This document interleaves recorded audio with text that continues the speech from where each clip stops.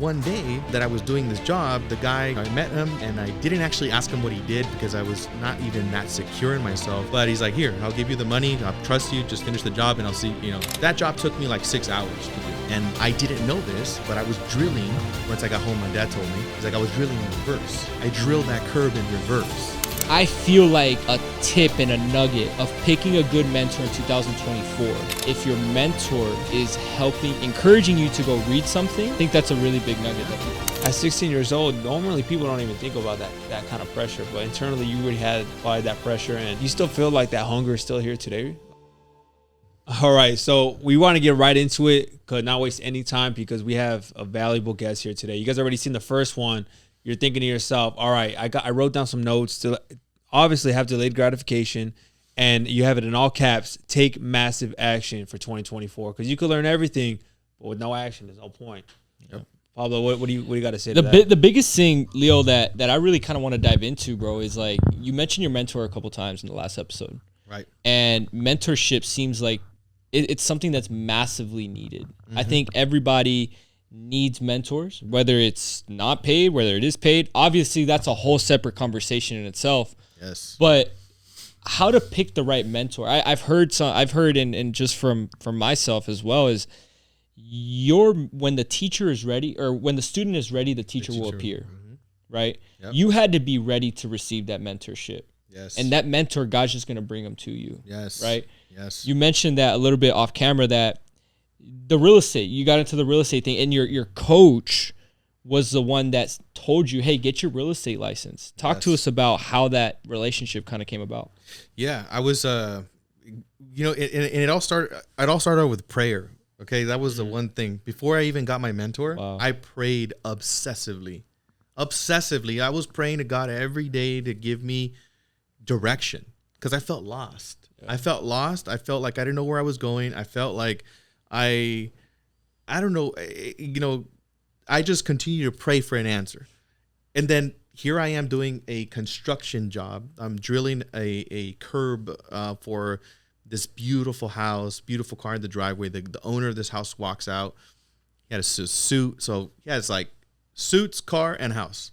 This guy has everything I want. Made it. Yeah, I'm like, this is awesome. Okay. Like you're the guy that I want to be like, and I just thought of that in my brain. And the really interesting thing how that happened too is like, I would drill these holes on the curb, to allow like a drain for like the pool he was building in the back. Jobs like that would take me anywhere for an hour and I make $300. That's what I would do. I would just make quick little $300. But this one day that I was doing this job, the guy, I met him and I didn't actually ask him what he did because I was not even that secure in myself. But he's like, here, I'll give you the money. I'll trust you. Just finish the job and I'll see, and thank you for, whatever. And I'm like, all right, cool. So that job took me like 6 hours to do. And I didn't know this, but I was drilling. Once I got home, my dad told me, he's like, I was drilling in reverse. I drilled that curb in reverse. And it took me 6 hours to do a job that should have been done in 1 hour. But because of that 6 hours, the guy came back. Oh. And then the guy's like, hey, what are you still doing here? I thought you were going to be done like 5 hours ago. He's like, yeah, I'm so sorry, man. Like my machine's not working. But we started having a conversation. And then he says, and then I asked him, I was like, hey, by the way, he's like, what do you do for a living? He's like, I do real estate. So I'm like, done. I'm putting that in my pocket. I'm doing real estate. I'm doing real estate. Like that's a huge secret. I'm like, I'm doing real estate.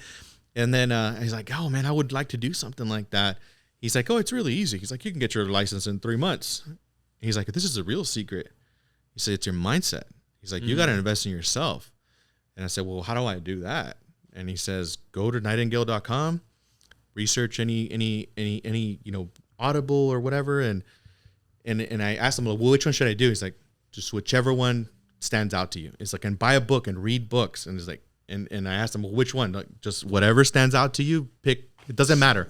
Just pick one. I'm like, all right. That was it. That was the extent of my mentorship. I want to pause on that. All right, cool. Because I feel like, man, like success leaves clues. You've heard that before. Yeah, 100%.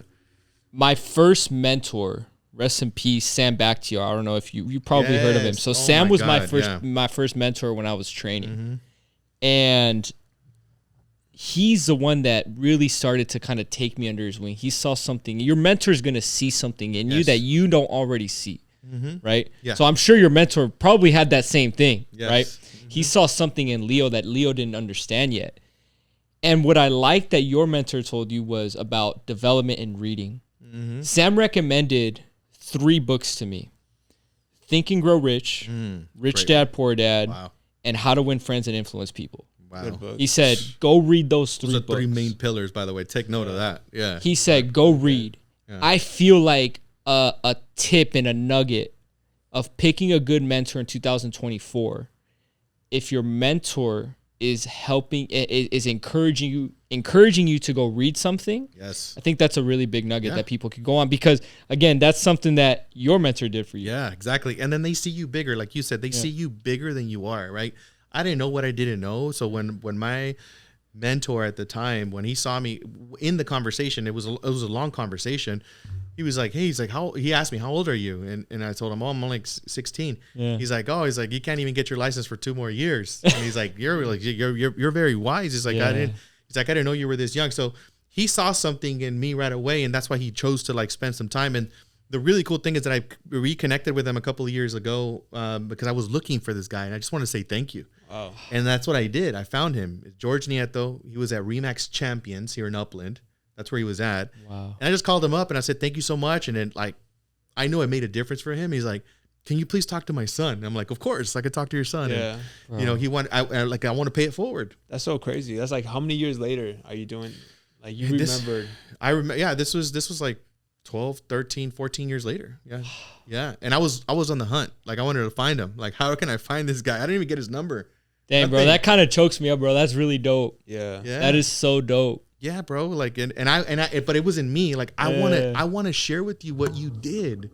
Like, one conversation you spent with me, like 30 minutes, and you changed my life. And that's so big because, like, people, like, and it's cool, like,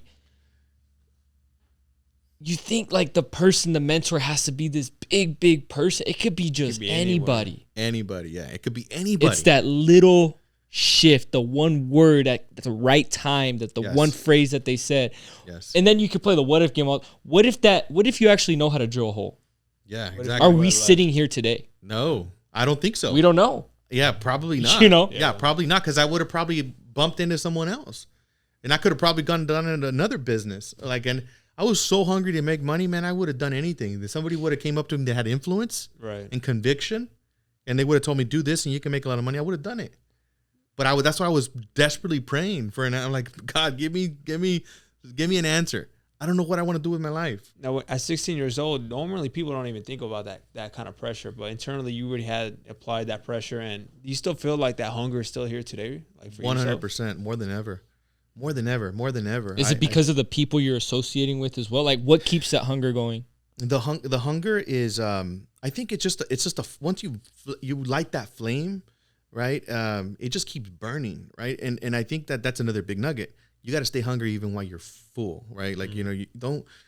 I just continue to grow and develop. I know there's. How do you trick yourself though? Like, how do you or not trick yourself? But how do you when you are full? Like, how do you I know I've heard some people say, I'll just drain my bank account. Like, obviously not like spend it, but like, yeah, that's I'll just true. Make it zero. Like, I'll make it zero. Yeah. I have an expensive living. Mm-hmm. I heard taste. This might be a little controversial. Which is good to be a little controversial. Is not bad, right? Of course. Andrew Tate. That's my boy. I ain't gonna pick sides. A couple of his videos. I ain't gonna pick sides, but I think he shared something that was really good, answering that question, kind of like what keeps him hungry. Yeah. He doesn't even learn from anybody. He doesn't eat a lot. He doesn't eat to get full. And that's what keeps him hungry. That's what keeps him going. Because like, if you eat too much, right? You ever eat like after Thanksgiving, right? You're done. You're like lazy. You're like, you're so right. So it's like, that's what maybe some people keep. Yeah, that's definitely one. Good. Yeah. Definitely like not eating, like, and like for me, I guess it's now I have accountability with other people too, right? So that's another thing. It's like, if the moment that your life is not just dependent on you, and it involves other people, that creates a lot of accountability, and it keeps you hungry, because other people are counting you. And I don't know, like just because I know the power of just one thought, like that's my mission, my purpose is to keep sharing thoughts, because I knew the difference that it made for me. So that's a life worth living for me. I just want to continue to share and contribute as much as I can. And it's fun to do it too. I enjoy it. So you also have to tune into something that you enjoy doing, that's aligned with your heart, that again is something you want to do long term. And you won't know, like, I mean, it could, in 10 years from now, I could be doing something completely different, but I don't know that. But I'm open to possibilities. I'm open to what God has for me. But I think it's just like, again, maintaining that curiosity, maintaining that new mindset, maintaining that mindset that you don't know everything. The moment that you think you got it, you don't. Like that's, you got to maintain that mindset. You said something earlier, which was really good. I think we said it off camera. It's like your old self needs to die. Yeah. 100%. And you got to be reborn again. Yep. 100%. Like, which we'll get into like when we do the leadership segment, but I want to stick a little bit here as we come to an end on accountability in your circle of influence. Yes. Right. Because I think the first segment, we talked about taking massive action in 2024, how to do that. This segment, we're really focusing on circle of influence, mentorship, accountability. Talk to us a little bit about like how you pick the people around you.